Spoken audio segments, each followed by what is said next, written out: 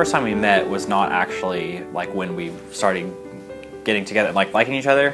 So we went to the same summer camp growing up, and her first summer on staff there was my last summer to go as a camper. He showed up and I was really interested in his friend, and I was just like, oh yeah, you're this kid who showed up late, and like, I don't know, you're nice, but like, whatever, like, I don't know, like, he was a minor and I was an adult, so I was like, whatever, you know?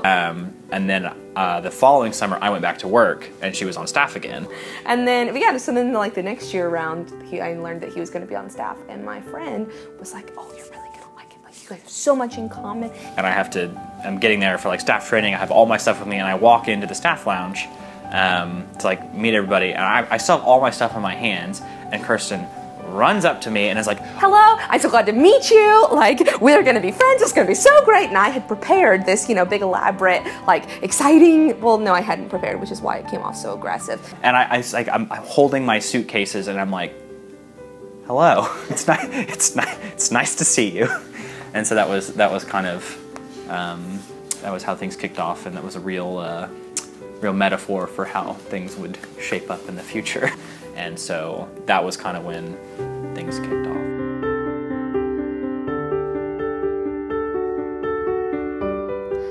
Well, like, our technical first date was at this horrible Brahms, which he doesn't even like Brahms. He won't let us go eat there now. I mean, I could go eat without him, but like, I try to be considerate. But yeah, so we had like this thing called like Town Day, where you got to leave for 45 minutes and also run to Walmart.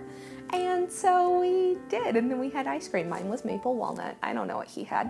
Started talking about like, oh, this is the first date, right? And then so that was kind of the first one. So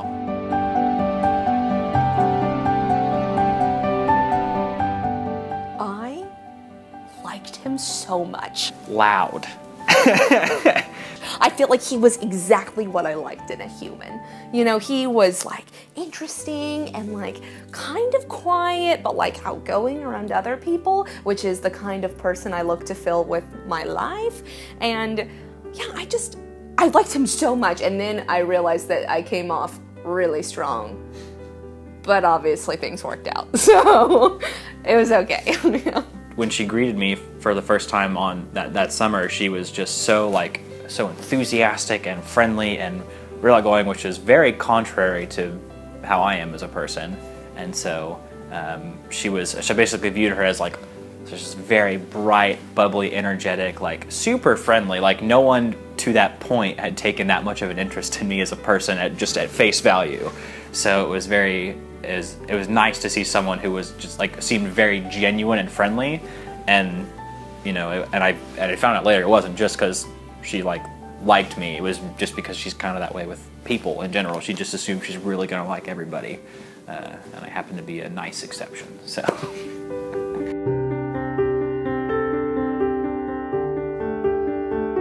Well, so we were always operating under her specific timeline. So when the time came, I knew it was happening.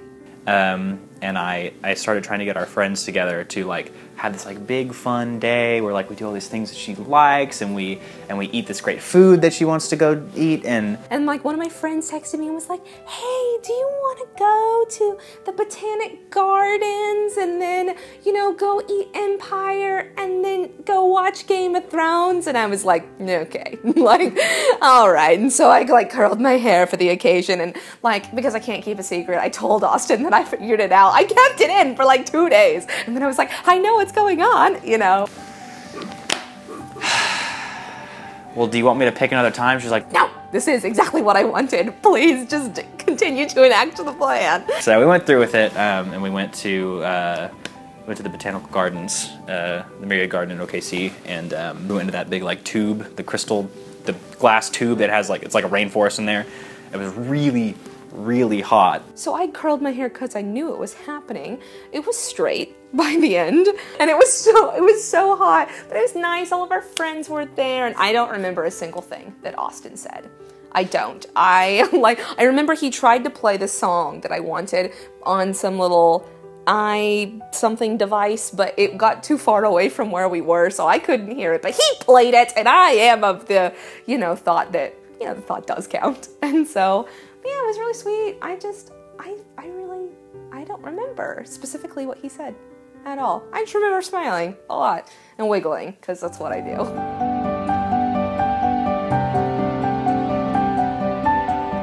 Well, I am future-oriented. He is not necessarily. So I've had a crystal clear vision of my life for a long time. I mean, ideally we're still in Seattle.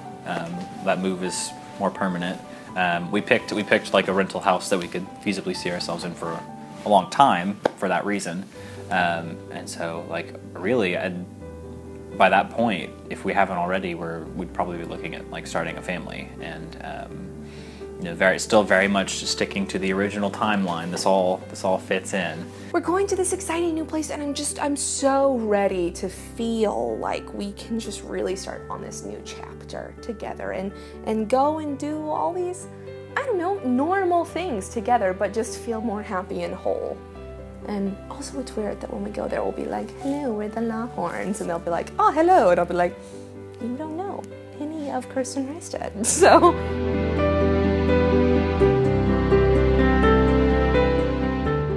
I love so many things about him.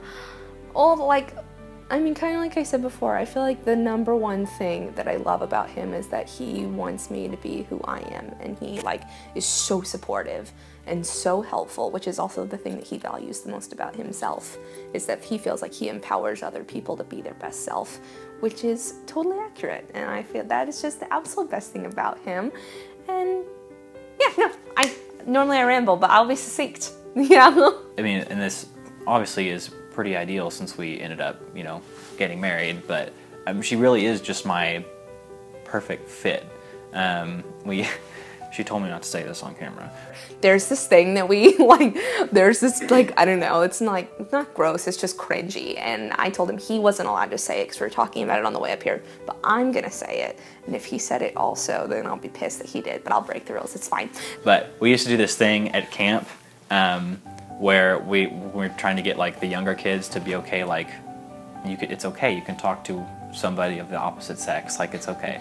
So we do closing circle end of the day, and sometimes we'd do it with like other cabins. So we'd maybe this like fellowship kind of thing, and we'd have them like sit in a circle and hold hands, and we'd tell them that they don't hold hands like this, you hold hands like this, because your fingers are your strengths and the gaps are your weaknesses, and your strengths cover another person's weaknesses. And as really cliche as that sounds, like it really is kind of the niche that she's filled in my life, is that she's been so passionate and so driven and so go, and I've just been along for every step of the way, but I like it, and I like supporting her on her quest to change the world, and you know, she really makes me feel like what I'm doing is also important. You know, I don't ever feel like a secondary person in her life, which is kind of a role that I've started to fill with, which I like. I like supporting others, and I like supporting her on this really big mission, but she never makes me feel like I'm, you know, secondary. I'm just as important in this relationship as she is to me.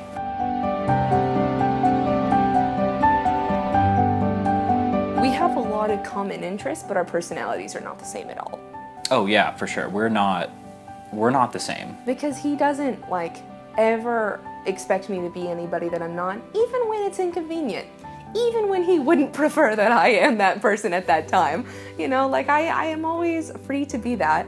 And then also like I can like encourage him to feel more like outgoing and more bold, you know, which like, I mean, it's interesting because you have really only seen him around the people he's comfortable around, and he is all of those things. But like everywhere else in the world, he's like super reserved and nervous.